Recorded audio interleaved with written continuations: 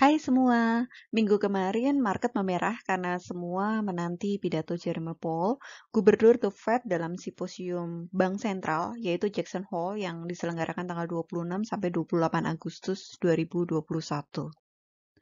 Ini sangat penting ya, karena Amerika adalah pusat perekonomian dunia. Jadi, apapun kebijakan yang diambil di Amerika pasti akan berpengaruh ke seluruh dunia.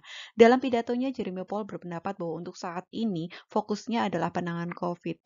Sebenarnya kebijakan ekonomi yang sudah diambil selama ini sudah memicu pemulihan ekonomi, tapi masih cenderung anomali.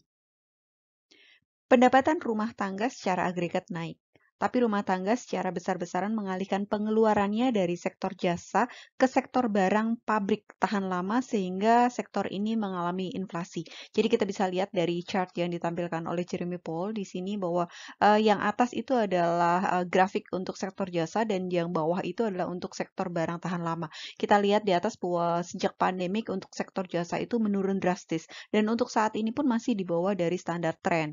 Tapi yang di bawah itu adalah sektor barang, tahan lama, kita lihat bahwa, di situ terjadi peningkatan yang signifikan ya, di atas dari tren normal.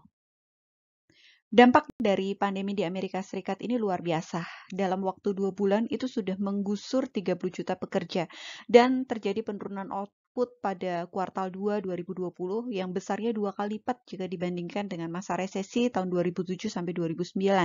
Tapi sebenarnya recovery itu sudah mulai kelihatan, hanya saja masih belum merata, sehingga inflasi yang tampak itu hanya sektor-sektor tertentu saja.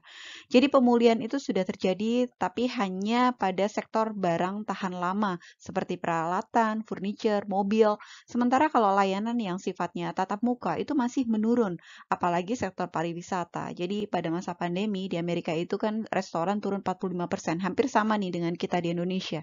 Kemudian perjalanan turun 95%, kunjungan dokter gigi turun 65%. Bahkan di saat di mana secara PDB sudah pulih, sektor jasa ini masih turun 7% di bawah tren. Sementara total lapangan pekerjaan saat ini lebih rendah 7 juta dibandingkan Februari 2020 dan 5 juta 5 jutanya itu adalah pada sektor jasa. Jadi sebenarnya penurunan lapangan pekerjaan yang paling besar itu adalah pada sektor jasa. Sedangkan sektor barang tahan lama justru meningkat 20% jika dibandingkan dengan sebelum pandemi. Sementara karena kondisi pandemi ini pasokannya kan nggak bisa bertambah tuh, sehingga inflasi pada sektor barang itu naik tinggi, sehingga overall inflasinya bisa mencapai di atas 2%. Nah, kalau dilihat dari tingkat pengangguran ini sudah menurun dan saat ini sudah mencapai di 5,4%, di atas dari masih di atas dari syarat 5% yang disyaratkan untuk dilakukannya tapering. Inflasi selama 1 tahun sampai dengan Juli 2021, itu inflasi intinya adalah 4,2%, kemudian untuk konsumsi pribadi inti besarnya adalah 3,6%, jauh di atas target 2%. Target ini penting ya untuk mencapai lapangan kerja maksimal dan stabilitas harga.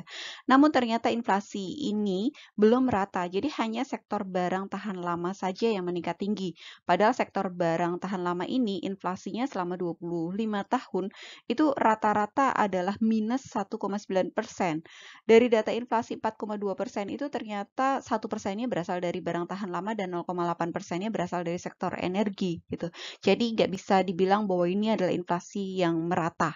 Dan kalau dilihat ya, sebenarnya inflasi rata-rata itu yang disyaratkan adalah besarnya 2%, dan kalau dilihat di sini sebenarnya 2% ini juga kalau dibandingkan dengan negara-negara maju dunia, sebenarnya 2% ini sudah cukup tinggi karena rata-rata negara maju dunia itu inflasinya di bawah 2%. Kita bisa lihat di sini ada Swedia, Jepang, Switzerland, Kanada, kemudian Eropa itu juga rata-rata adalah di 2%. Untuk mengambil kebijakan moneter yang tepat, itu perlu dibuktikan dulu bahwa untuk permintaan dan penawarannya sudah baik. Kemudian inflasi juga sudah harus membaik, termasuk semuanya ya. Jadi nggak cuma sektor barang aja, tapi jasa juga harus sudah membaik, terutama yang terdampak pandemi. Kemudian penciptaan lapangan kerja itu sudah harus berkelanjutan dan Amerika sendiri saat ini sangat berhati-hati ya dengan munculnya varian Delta ini. Dari segala pertimbangan itu akhirnya The Fed memutuskan bahwa The Fed akan melanjutkan kebijakan yang telah diambil sebelumnya dan akan melanjutkan pembelian aset dengan kecepatan saat ini sampai terjadi pemulihan yang substansial, sehingga tapering off yang ditakutkan belum jadi dilaksanakan. Tapering sendiri adalah suatu kebijakan untuk mengurangi nilai pembelian aset seperti obligasi atau surat utang. Jadi biasanya bank sentral itu akan mengurangi porsi pembelian surat utang ya dari nilai yang sebelumnya dilakukan dalam masa quantitative easing. Nah, yang ditakutkan adalah bahwa saat ini kan net buy itu di Indonesia sudah mencapai 21 triliun. Nah, kalau dana ini sampai kembali ke Amerika, itu maka akan terjadi keguncangan pasar. Seperti yang terjadi di tahun 2013 yang kita udah bahas di video Taper Tantrum ya. Yang mau nonton silakan bisa nonton di video yang ini.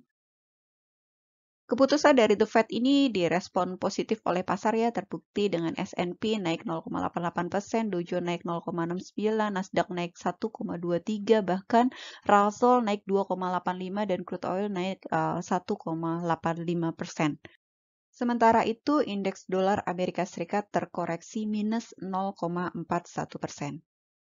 Dari keputusan The Fed tadi kita lihat bahwa tapering off belum akan jadi dilakukan saat ini, sehingga pasar tidak lagi was-was akan pengaruh tapering ini dan bursa dunia tadi kita lihat kompak menghijau. Mudah-mudahan besok Indonesia juga indeksnya hijau ya. Namun sebenarnya seandainya pun terjadi tapering off, efek ke Indonesia juga tidak akan separah tahun 2013 ya, karena kalau dilihat saat ini 76% trading itu dikuasai oleh domestik.